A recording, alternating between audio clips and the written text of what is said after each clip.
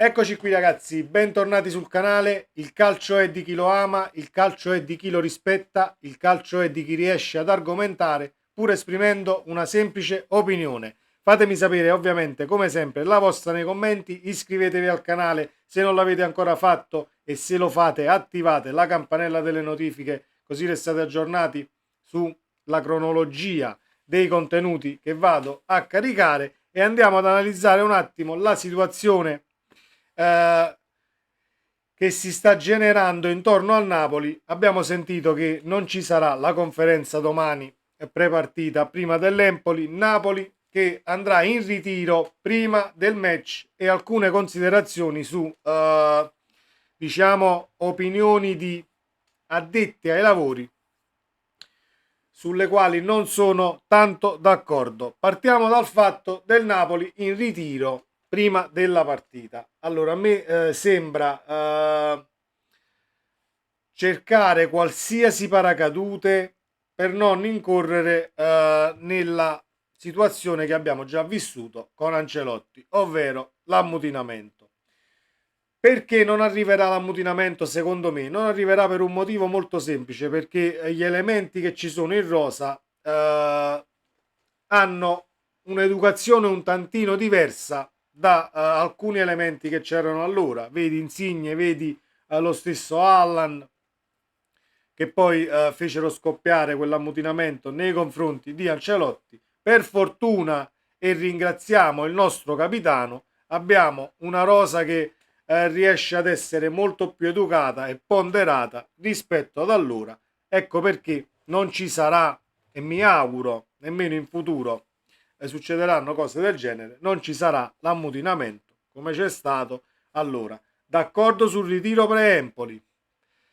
A me sembra di dover avere a che fare non con uomini ma con bambini quando si parla di ritiri che possono essere formativi, possono risolvere, diciamo, situazioni a stagione in corso, ma nel caso di questo Napoli, in questo momento, allunghiamo solamente l'agonia. Mi spiego, per me il Napoli andrà in ritiro, farà una grande partita con l'Empoli e vincerà il match. Benissimo, dovrebbe essere la normalità, perché il livello tecnico è talmente alto rispetto alla squadra di Andreazzoli, che stimo come tecnico e che è stato preso poi a campionato in corso, risolvendo anche alcuni problemi di quell'Empoli che non riusciva a trovare la quadra con il tecnico precedente.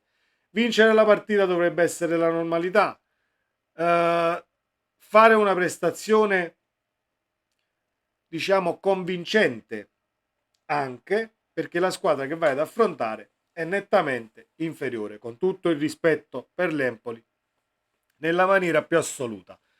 Il Corriere dello Sport, notizia che però dobbiamo prendere con le pinze perché già c'è stato comunque il comunicato del Napoli pochi giorni fa quando se ne uscirono che Garzia aveva lasciato la seduta di allenamento anticipatamente, il Napoli aveva prontamente smentito con un comunicato ufficiale. Il Corriere dello Sport ci dice che il colloquio tra Garzia e i senatori della società sarebbe avvenuto realmente. I senatori o il gruppo che Garzia poi consulta ogni qualvolta si devono risolvere le situazioni è composto da Meret, Di Lorenzo, Rachmani, Juan Jesus, Mario Rui, Anghissà e Zielinski. Per me questa è in primis una sconfitta a livello di gruppo, perché il calcio essendo uno sport di gruppo e dovendo contare poi su una rosa di 23, 24, 25 elementi, 22 che siano, eh, non vedo l'utilità di creare un mini gruppo all'interno di un gruppo stesso, anzi si potrebbero creare secondo me degli asti e dei malcontenti per quanto riguarda gli altri calciatori poi non considerati, perché parliamo di Kvaratskhelia fuori, Osimhen non considerato, lo stesso Nathan che sta facendo bene, Ostigard. Per me ci doveva essere una riunione, poi mi auguro che ci sia stata anche in seguito una riunione con tutti i membri della squadra e tutti i calciatori per trovare la quadra insieme.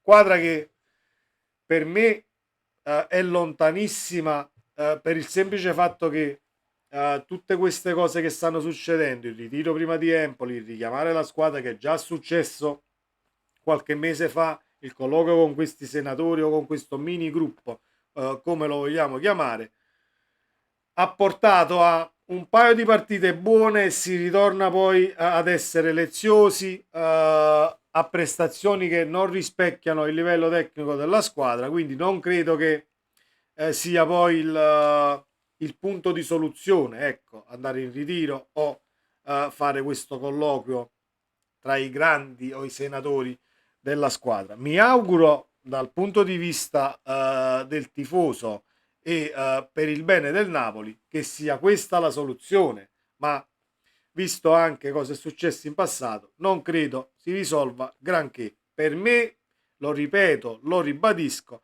per ciò che abbiamo vissuto, per ciò che abbiamo sentito uscire dalla bocca di Garzia in questi mesi, vinci con l'Empoli e vai a casa. Senza se e senza ma, c'è la sosta, puoi prendere l'allenatore in corsa facendolo lavorare almeno una decina di giorni, perché comunque Osimhen non parte, Lindstrom non si sa, e ci arriviamo, non si sa se venga convocato in nazionale. Qualcosa la puoi già cominciare a lavorare con quelli che rimangono, al di là che poi tu abbia 12-13 elementi via impegnati con le nazionali, però approfittiamo di questa pausa e non facciamo come ciò che sono state le due pause passate, dove potevi diciamo risolvere il contratto con l'allenatore, al di là che poi ci siano soldi, ci sia un doppio allenatore da pagare. Io credo che possa essere in percentuale minima un problema di soldi, e mi auguro che il Napoli non lo stia facendo per il semplice fatto di non incorrere in una situazione dove vai a perdere ulteriori punti e ti distacchi poi dal trenino delle prime quattro. Il trenino delle prime quattro è sempre lì, siamo a 7 punti dalla vetta, però dopo la sosta ci saranno 3 partite, compreso il Real Madrid in Champions, 4 partite con Atalanta, Inter e Juventus, e poi se non vogliamo considerare, ma per me bisogna considerarlo, il Cagliari che fa da spartiacque poi prima della Roma all'Olimpico, che è un'altra partita difficile, quindi ci si può far male, diciamo, in questo mese di dicembre e si dovrebbe correre ai ripari quanto prima. Ripeto, vinciamo con l'Empoli per me e si dovrebbe cambiare guida tecnica per dare anche una svolta mentale soprattutto alla squadra, perché il problema resta sia mentale e sia fisico, perché ci stiamo riempendo i social, la bocca, giornali di un Napoli che a livello statistico e sulle tabelle corre e continua a correre, ma il Napoli si stanca perché bisogna vedere come si corre.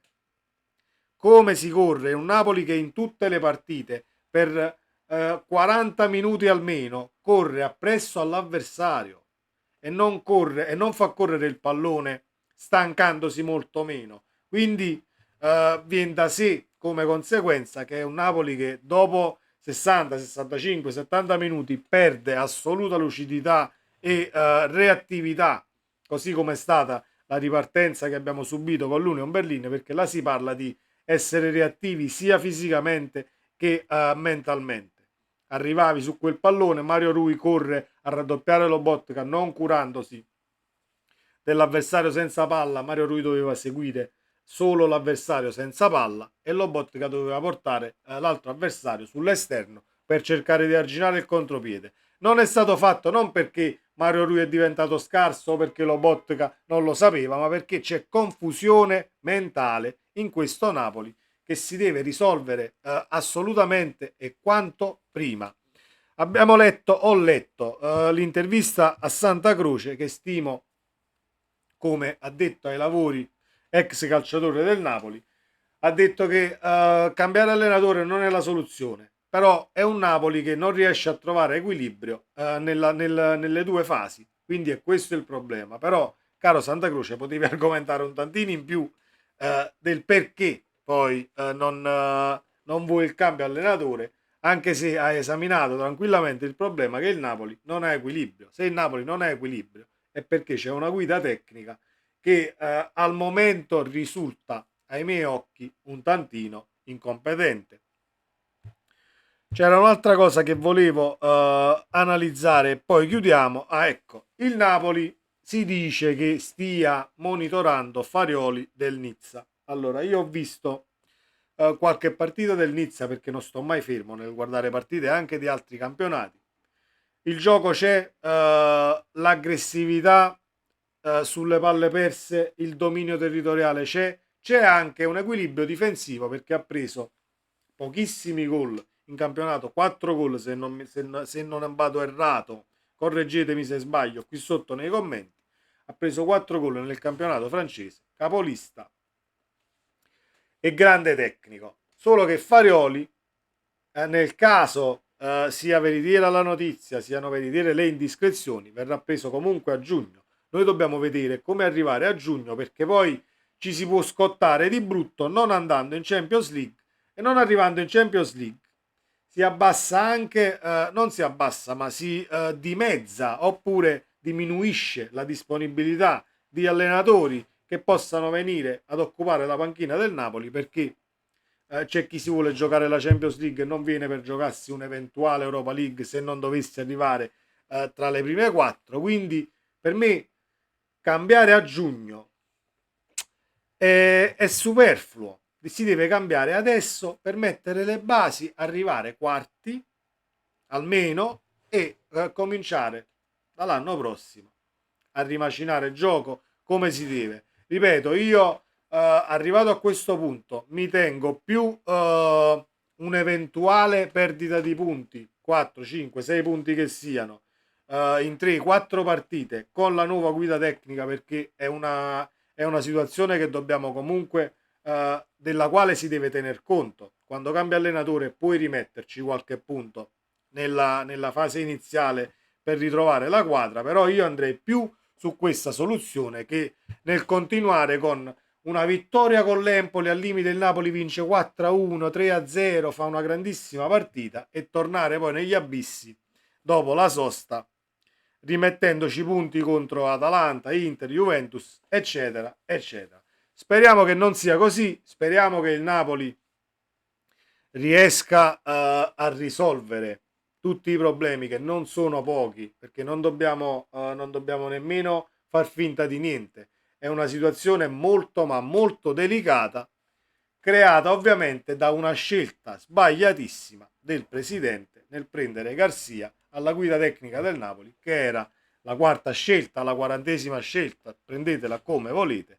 Fatto è che non sta dando né i frutti sperati, anche se al netto di tutto la classifica in Serie A è ancora tutto da decidere, tutto aperto. In Champions hai la qualificazione ancora alla portata, ma quel che a me preme di più è che il Napoli è diventato vulnerabile con qualsiasi avversario e non fa paura più a nessuno, cosa che fino a pochi mesi fa accadeva e non è giusto nei confronti dei calciatori che vengano messi in discussione e che siano diventati dei brocchi quelli che l'anno scorso facevano paura a mezza Europa. Fatemi sapere la vostra nei commenti, ragazzi, iscrivetevi al canale e così restate aggiornati sui contenuti.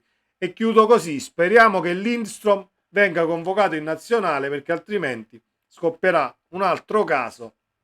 Ci sono 2 slot vuoti ancora nelle convocazioni ufficiali, non c'è, ma ci sono 2 slot vuoti ancora nei quali potrebbe essere chiamato l'esterno del Napoli. Mi auguro che il CT danese si passi la mano per la coscienza e lo chiami per invogliarlo poi ad essere ancora protagonista, perché altrimenti troveremo un Lindstrom con il morale, diciamo, ancora più sotto i piedi di quanto lo è adesso, visto che non sta giocando. Sempre Forza Napoli, ragazzi, ci vediamo nel prossimo video. Ciao!